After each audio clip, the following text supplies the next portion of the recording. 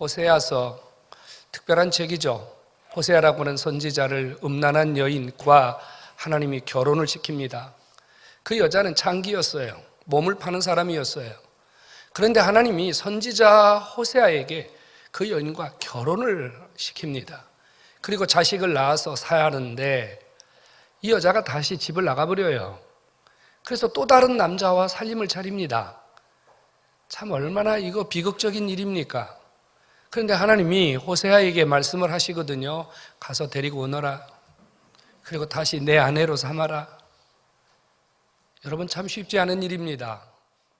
그런데 하나님이 이 일을 호세아 선지자를 통해서 그 백성들에게 보여주고 계세요. 무엇일까요? 바로 이 음란한 여인 고멜은 이스라엘 백성들이었습니다. 하나님을 떠났고 죄를 범하고 하나님 그분이 그들을 향해서 주신 모든 은혜들을 잃어버리고 제 멋대로 살아가는 이스라엘의 현 주소였습니다. 하나님은 그래도 그 백성들을 버리지 아니하시고 돌아와라, 돌아와라, 돌아와라. 하나님이 끊임없이 한결같이 그들을 향한 주님의 마음을 그들에게 보여주셨습니다. 얼마나 주님이 애타셨던지 돌아오기만 하면 내가 너희들에게 은혜를 주겠다. 두 가지를 약속했어요. 돌아오면 내가 너희를 고아처럼 긍휼히 여겨주겠다. 여러분 긍휼이 뭡니까? 하나님이 한없이 베푸시는, 조건 없이 베푸시는 하나님의 은혜입니다. 여러분 이 긍휼이 우리에게 임하면요, 하나님이 우리의 삶의 구석구석 필요한 부분들을 주께서 다 회복시켜 주시는 거예요. 내가 긍휼히 여기겠다. 그리고 또 한 가지 약속을 했어요. 내가 너희에게 이슬과 같이 임하리라. 이슬 말입니다. 지금 이스라엘 백성들의 현실은요 아주 처참해요. 아주 비참해요. 표현할 수 없을 만큼 그들의 삶은 아주 지금 말할 수 없거든요.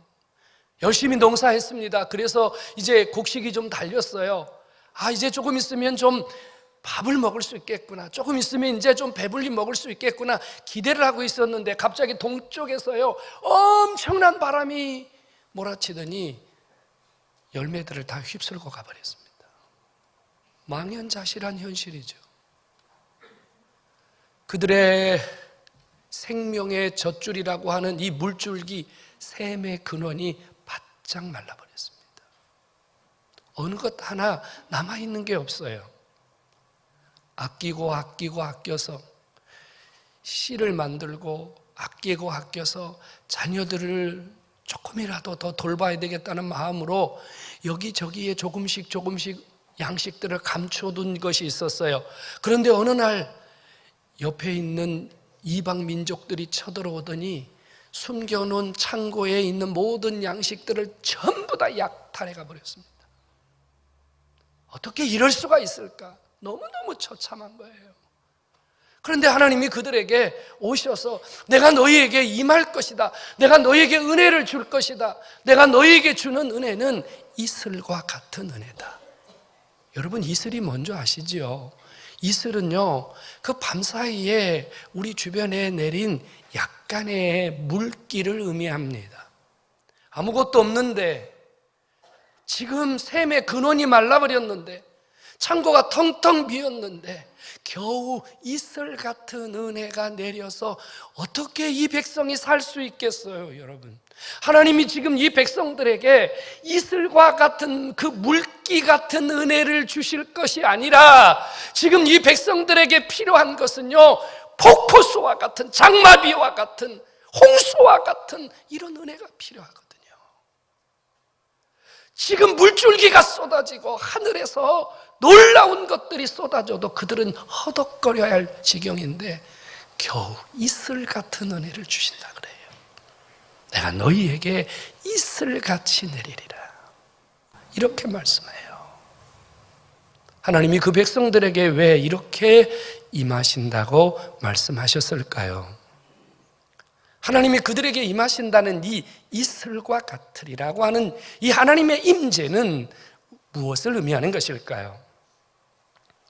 여러분, 하나님이 그 백성들에게 이슬같이 임하신다는 것은요, 하나님 그분 마음속에 담겨져 있는 아주 따뜻하고 아주 그 백성들을 푸근히 안아주시는 하나님의 특별한 사랑의 메시지입니다. 여러분, 이슬이라는 말이 무슨 뜻인지, 이슬, 그냥 우리는 보통 밤사이 내리는 그 어떤 물기 정도를 의미하지만 주님이 지금 이 팔레스타인 땅에 내려주시는 이 이슬은요, 어떤 의미를 가지고 있느냐면요, 히브리 말의 이 이슬이라는 말은 덮어주다, 가리워주다, 숨겨주자, 이런 의미를 가지고 있는 뜻이랍니다. 그렇다면 내가 너희에게 이슬같이 임하리라고 하는 주님의 말씀은 지금 메마르고 건조하고 도저히 살 길이 없고 소망이 없는 그 백성들의 현실을 우리 하나님이 아시고 내가 그거 덮어주마, 내가 그거 가리워주마, 내가 그거 숨겨주마, 내가 이슬과 같이 임하여 너희들의 그 모든 삶을 내 방식으로 일으키고 내 방식으로 치유하고 내 방식으로 회복시켜 주시겠다는 하나님의 특별한 음성인 줄로 깨닫기를 축원합니다. 여러분, 주님의 은혜가 이슬같이 임한다고 해서 그 이슬 같은 은혜가 겨우 물기만 적시는 은혜라고 생각해서는 안 됩니다. 여러분, 하나님은요, 이슬과 같이 우리에게 임하셔도 이슬과 같은 주님의 은혜가 임하기만 하면 어떤 곳이든지 회복이 되고 치유가 되고 일어서는 역사가 있음을 믿으시기를 축원합니다. 지금 이 백성들은요, 하나님 앞에 이렇게 메마르고 건조한 삶을 살아가는 이유가 있답니다. 오늘 주님이 이런 표현을 했어요. 내가 이들의 반역을 고칠 것이다. 반역이 뭐예요? 반역은 쿠데타예요. 대적이에요. 하나님이 그들의 삶 속에 24시간 이슬과 같은 은혜를 주셨어요.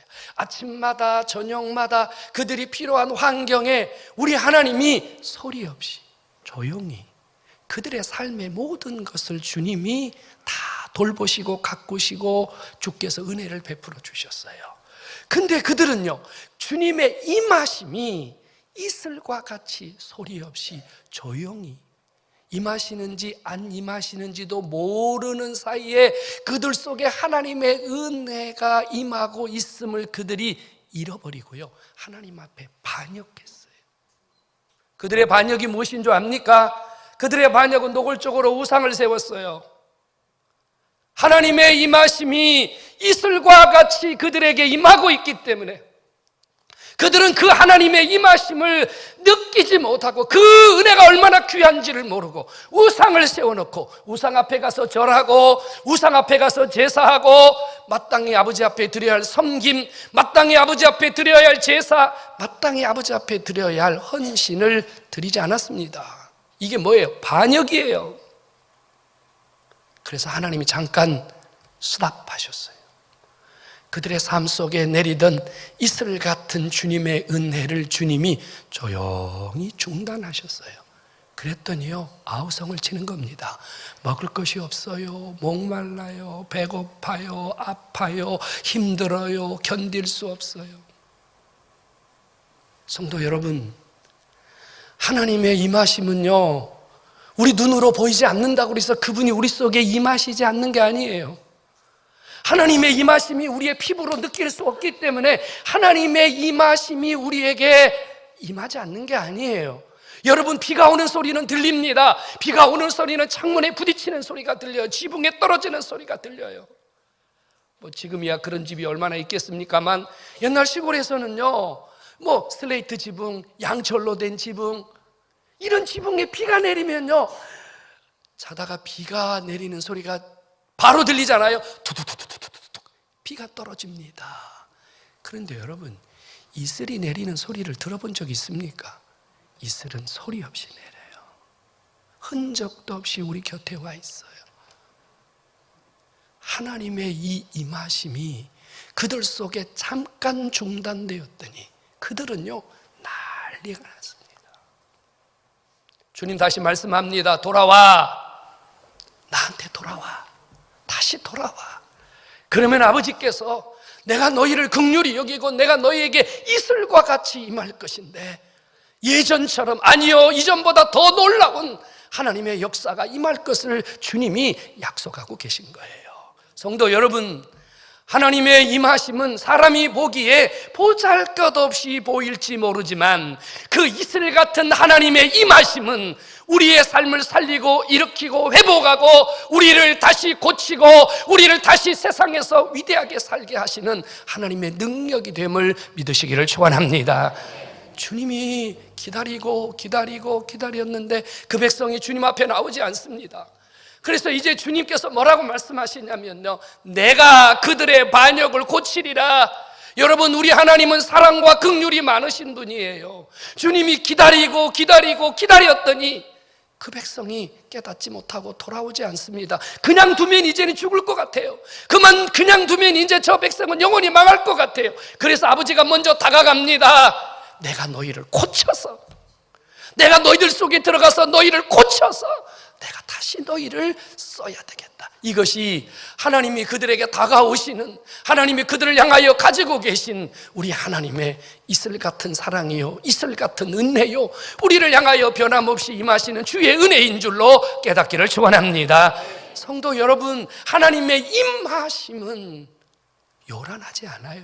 떠들지 않아요. 우리 주변에 보세요, 여러분. 하나님의 임재가 요란합니까? 하나님의 임재가 시끄럽습니까? 하나님의 임재가 광고하고 떠들고 그렇게 합니까? 아니에요, 여러분. 지금 이 예배 시간에도요, 하나님의 임재가 이슬처럼 어떤 사람 속에는, 어떤 심령 속에는 하나님이 한 방울 한 방울, 하나님이 주시는 특별한 역사가 오늘 이 시간 우리 속에도 임하고 계심을 믿으시기 바랍니다.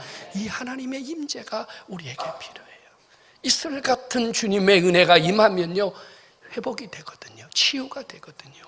오늘 주 앞에 나오신 여러분, 오늘 주님이 그 백성들에게 주시는 이 이슬 같은 은혜, 이슬 같은 사랑을 통해서 오늘 여러분과 제가 다시 한번 회복이 되고 주님 말씀대로 내가 너를 고치리라, 내가 너를 다시 치유하리라, 내가 너를 다시 일으켜 세우리라고 하는 이 주님의 놀라운 은혜가 우리 안에 임하고 이 시간에 임하고, 그래서 여러분들의 삶이 다 다시 한번 일으켜지기를 주의 이름으로 축원합니다.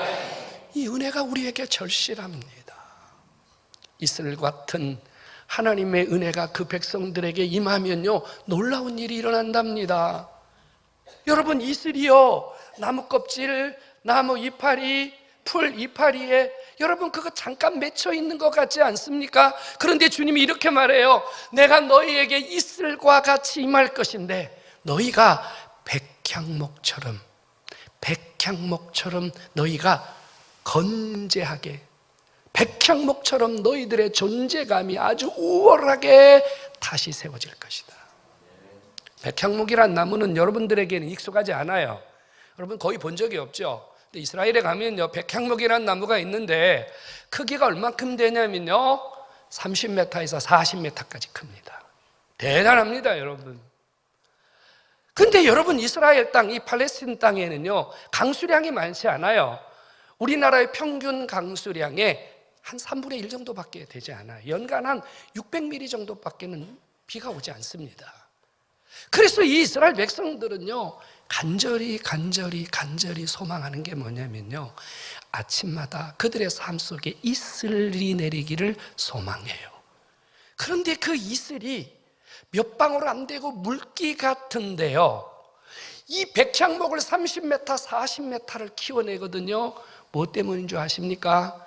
그 이슬 방울이 맺히고 흘러서 어디까지 들어가냐면요, 이 백향목의 뿌리까지 그 이슬이 내려가는데, 이 백향목의 뿌리가 얼마나 견실한지, 이 뿌리가 얼마나 튼튼한지, 여러분, 그 이슬방울이 백향목의 뿌리를 든든하게, 그 뿌리에 든든한 힘이 되어서 이 나무가 30, 40이 되도록 키워진다는 거예요. 성도 여러분, 하나님이 우리에게 이슬같이 임하심이 미약해 보이고 가볍게 보이십니까? 아니에요. 우리는 그 사랑이, 그 은혜가 임하면 우리의 터전이 견고해지고 우리의 삶이 든든히 세워져서 우리가 건강해지고 우리가 튼튼해지고 우리의 삶의 존재감이 드러나는 능력의 삶으로 우리가 일어나는 줄로 믿으시기 바랍니다. 주님의 그 은혜가 보이지 않는 내 삶의 힘이 되고 내 삶의 능력이 되어주신다, 그 말이에요. 그게 바로 주님이 주시는 이슬 같은 은혜입니다. 그 주님의 은혜는요, 가지를 견고하게 하고 그 가지에 힘을 실어준다고 했어요. 여러분, 가지가 견고하다는 말은 그 나무가 건강하다는 얘기예요. 잘 자라고 있다는 얘기고요. 또 하나는요, 그 가지가 견고하다는 얘기는 이제 곧 그 가지에서 열매를 기대할 수 있다는 겁니다. 성도 여러분, 우리의 삶에 소망이 있는 것은, 우리의 삶에 미래가 있는 것은, 우리의 삶의 내일을 기대할 수 있는 것은 하나님이 우리에게 소리 없이 주시는 이 이슬 같은 은혜가 있기 때문에 우리가 현재도 내일도 우리의 삶에 기대가, 소망이 있는 줄로 믿으시기를 축원합니다. 주님의 은혜가 임하기만 하면요, 우리는 어떠한 환경에서도 가지를 뻗어요. 어떠한 환경에서도 열매를 맺을 수 있는 능력을 주님이 공급해 주심을 깨닫기를 축원합니다. 이렇게 말해요. 저는 포도나무 꽃을 본 적이 없습니다.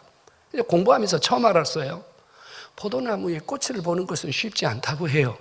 그런데 하나님이 그 백성들에게 이슬같이 임하시면 포도나무와 같은 그 백성들이 꽃이 피고, 또 놀라운 것은요, 포도나무에는 포도나무 향기가 나야 되는데 포도나무에서 백향목 향기가 난다 그래요. 근데요, 이 백향목이 한번 기둥으로 딱 세워지잖아요. 이 백향목이 불에 타기 전까지 그 백향목에서요, 향기가 계속 나옵니다. 계속 나와요. 그래서 하나님의 성전을 뭐로 지었냐면요, 백향목으로 지었어요. 성도 여러분, 하나님이 우리에게 임하심은 이슬 같지만 그 이슬 같은 하나님의 임재를 받고 살아가는 성도들에게는요, 상상할 수 없는 곳에서 꽃이 피고 그의 삶에 아름다운 향기가 나고 모두가 그를 좋아하고 모두가 그를 주목하고 모두가 그를 가까이 하고 싶은, 살리는 사람, 일으키는 사람으로 그의 삶이 회복된다는 사실을 믿으시기 바랍니다. 여러분, 우리 살다 보면 그런 경험 있잖아요. 아, 저 사람 옆에는 가기 싫다. 난 저 사람하고 가까이 하고 싶지 않다. 왜요? 향기를 낼 수 없기 때문 아닙니까? 그런데 하나님이 이슬 같은 은혜를 주시면요, 그에게서 최고의 향기가 난다 그 말이에요. 보기만 해도 은혜가 되고 가까이 하고 싶은 마음이 생기고 은혜가 된다 그 말이에요. 은혜가. 또 하나는요, 여러분, 소나무와 잣나무를 아십니까? 소나무와 잣나무는 똑같은 솔방울을 맺습니다. 그런데 소나무의 솔방울은요, 땔감밖에 될 수가 없어요. 근데 잣나무의 솔방울 속에는 뭐가 들어있죠? 잣열매가 들어있어요. 그 솔방울 속에 빼곡히 잣열매가 들어있어요. 하나님이 이슬 같은 은혜를 주시면요, 푸른 잣나무에 솔방울의 열매가 맺히고 그 솔방울 속에 잣이 가득 찬, 배고프지 않고 풍족하고 그를 통해서 수많은 사람들이 먹고 마시는 이 놀라운 기적이 있음을 믿으시기를 축원합니다. 성도 여러분, 주님의 이슬 같은 은혜가 우리에게 필요하다 그 말입니다. 호세아는 마지막 절을 이렇게 장식하고 있어요. 하나님, 내가 너희들에게 이렇게 할 수 있는 존재라고 주님의 존재감을 확실하게 드러낼 수 있습니다. 성도 여러분, 오늘 우리에게 주님의 이슬 같은 은혜가 임하시면 우리도 백향목처럼 우리도 견고하게 되고 우람하게 되고 가지도 뻗고 꽃도 피고 향기도 나고 누구든지 여러분들을 통해서 먹고 마시는 기적이 일어나는 것을 믿으시기를 축원합니다. 회복이 일어남을 믿으시기를 축원합니다. 우리의 미래가 그렇게 열리는 거예요. 우리에게도 이런 은혜가 절실하거든요. 오늘 주 앞에 나오신 여러분 다 지금 아무 근심 걱정 없어 보이지만 사실 우리 개인적으로요, 우리에게도 주님의 은혜가 절실하거든요. 어떤 분은 돈이 목마른 사람이 있고, 건강이 목마른 사람이 있고, 자식이 목마른 사람이 있고, 이런저런 문제로 인해서 지금 속이 타들어가고 바짝바짝 땅이 갈라지듯이 삶의 아픔과 삶의 애환이 우리 속에 다 있단 말이에요. 뭐 이거 그냥 누가 해결해 줄 수 있으면 얼마나 좋겠어요. 근데 사실 우리가 해결할 수 있는 힘이 별로 없거든요. 여러분, 기후제를 지낸다 그래서 하늘에서 이슬이 내려옵니까? 여러분, 무슨 짓을 한들 우리가 하늘에서 하나님이 하시는 이 이슬을 내리고 막고 할 수 있겠습니까? 하나님이 주시지 않는 은혜를, 하나님이 베푸시지 않는 은혜를 우리가 어떻게 해결할 수 있겠습니까? 우리에게도 하나님의 임하심, 하나님의 이슬과 같은 이런 은혜가 우리에게 절실하다 그 말이에요. 여기 나오신 분들 중에 나는 그런 은혜 필요 없어요, 나는 이슬 같은 은혜 필요 없어요, 그런 분 계십니까? 그런 분 있으면 아멘 해보십시오. 한 분도 없지 않습니까? 우리에게 너무 절실하거든요. 나는 이슬과 같은 은혜가 필요합니다. 나는 매일 아버지가 임하심이 필요합니다. 나는 매일 하나님이 나를 적셔 주심이 필요합니다. 이게 우리의 간절함입니다. 이런 분들 아멘 하시기 바랍니다. 너무 간절하거든요. 저는 어젯밤 늦은 시간에 이 말씀을 보면서 하나님 앞에 저에게 주님 이런 은혜를 주십시오. 너무 절실해요. 내가 할 수 있는 게 뭐가 있겠어요? 우리가 할 수 있는 게 뭐가 있겠어요? 너무 간절하게 하나님의 은혜가 필요해요. 왜요? 우리가 할 수 있는 게 너무 없기 때문에. 우리에게 이슬 같은 주님의 은혜 무엇일까요? 이슬이 소리 없이 우리 곁에 내리듯이 하나님이 우리의 삶을 고치고 회복시키시고 우리를 일으켜 세우시기 위해서 하나님이 큰 사랑으로 내 곁에 이슬 같은 사랑을 주셨습니다.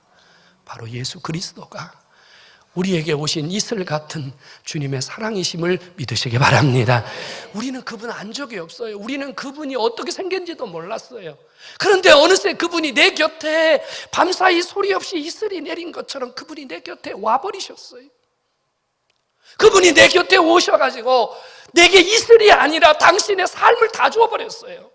그분이 십자가에서 피 흘리고 그 십자가 속에서 물과 피를 다 쏟아주시면서 그분이 흘리신 보혈로, 그분이 흘리신 그 물로 우리가 살아나고 회복하고 치유할 수 있는 놀라운 은혜를 예수가 주신 줄로 믿으시기 바랍니다. 우리에게 그 은혜가 임해야 돼요. 그 예수가 우리 속에 임해야 우리가 살고 일어나고 고쳐지고 회복됨을 믿으시기 바랍니다.